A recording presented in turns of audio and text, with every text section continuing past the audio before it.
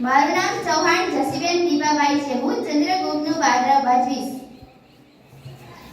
મારું નામ ચૌધરી દીપાબેન ચંદ્રભાઈ છે. હું ચાણક્યનું પાત્ર ભજવીશ.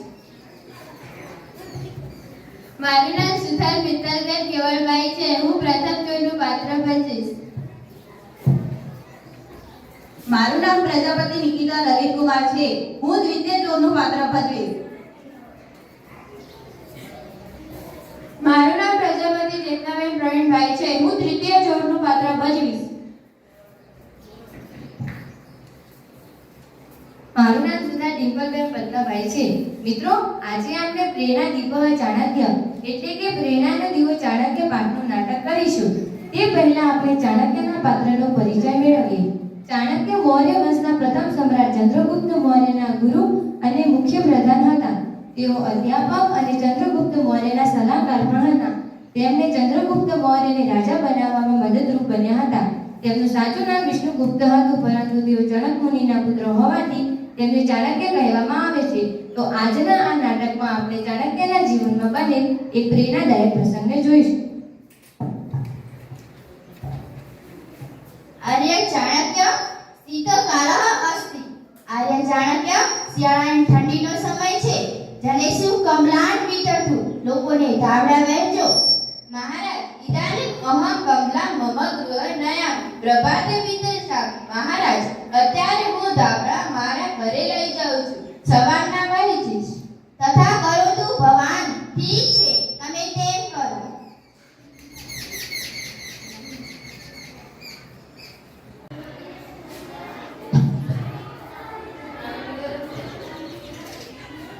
ચંદ્રગુપ્તસ્ય મંત્રી ચાણક્ય એતત તસ્ય ગૃહ. ચંદ્રગુપ્ત મંત્રી ચાણક્ય આ તેમનું ઘર છે. એતત તેલ દીપઃ. આ તેલનો દીવો છે. સમીપે પીઠક. બાજુમાં બેઠક છે. પુસ્તકાની પુસ્તકો. ધનમ કુત્ર. ધન ક્યાં છે? અત્ર તુ નાસ્તિ. દ્વિતીય પ્રકોષ્ઠ પ્રવેશા. અહીંયા તો નથી. હવે આપણે બીજા ઓરડામાં પ્રવેશ કરીએ.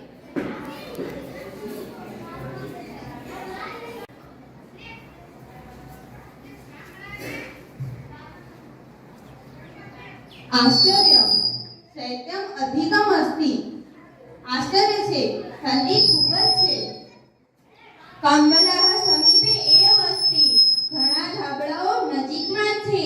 તથાપિ એષઃ મહાશય.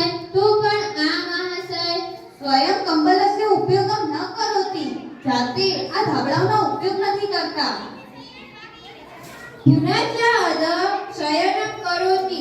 આશ્ચર્યમ. અને વળી તેઓ નીચે જમીન પર સૂએ છે. આશ્ચર્ય છે. ત્રહી ચાણક્યમ પુચ્છામ. જ્ઞાતવ્યમ તસ્ય રહસ્યમ. હવે આપણે ચાણક્યને પૂછીએ અને તેનું રહસ્ય જાણીએ. એતત અસ્માકમ સાહસમ. આ આપણું સાહસ છે. આર્ય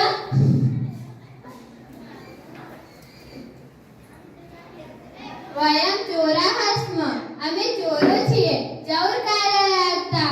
ચોરીના કામ માટે આવ્યા છીએ. મહોદય આશ્ચર્ય અસ્તિ. મહોદય આશ્ચર્ય છે. શીતસ્ય અધિકમ અસ્તિ. ઠંડી ખૂબ જ છે. કંબલઃ સમીપે સંતિ. ધાબળાઓ પાસે પડ્યા છે. તથાપિ ભવાન કિમનો ઉપયોગમ ન કરોતિ. તો પણ તમે તેમનો ઉપયોગ કેમ નથી કરતા? એતે કમલા મમ કૃતના દરિદ્ર જનાન સંતિ. આ ધાબળા મારા માટે નથી, ગરીબ લોકો માટે છે. યત વસ્તુ આસ્મક નાસ્તિ તસ્ય ઉપયોગ પાપમ. જે વસ્તુ આપણી નથી તેનો ઉપયોગ કરવો એ પાપ છે. અરે રે વયમ તો પ્રતિદિનમ પાપ કુર્મઃ. અરે રે અમે તો દરરોજ પાપ કરીએ છીએ. ચૌર કાર્ય એવ ઉદર કૃતિ કુર્મઃ. ચોરીના કામ વડે જ પેટ ભરીએ છીએ. વયમ અદ્ય આરભ્ય પાપ ન કરિષ્યામિ. અમે આજથી શરૂ કરીને કોઈ પણ પાપ નહીં કરીએ. જય તુ આર્ય. આર્યની જય.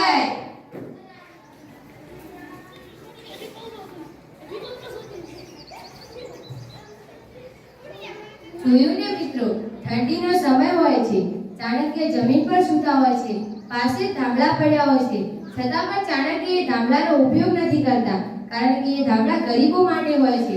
આપણે ચાણક્યના જીવનમાંથી પ્રેરણા લેવી જોઈએ કે પારકી વસ્તુનો ક્યારેય ઉપયોગ ન કરવો. પારકી વસ્તુનો ઉપયોગ કરવો એ પાપ છે.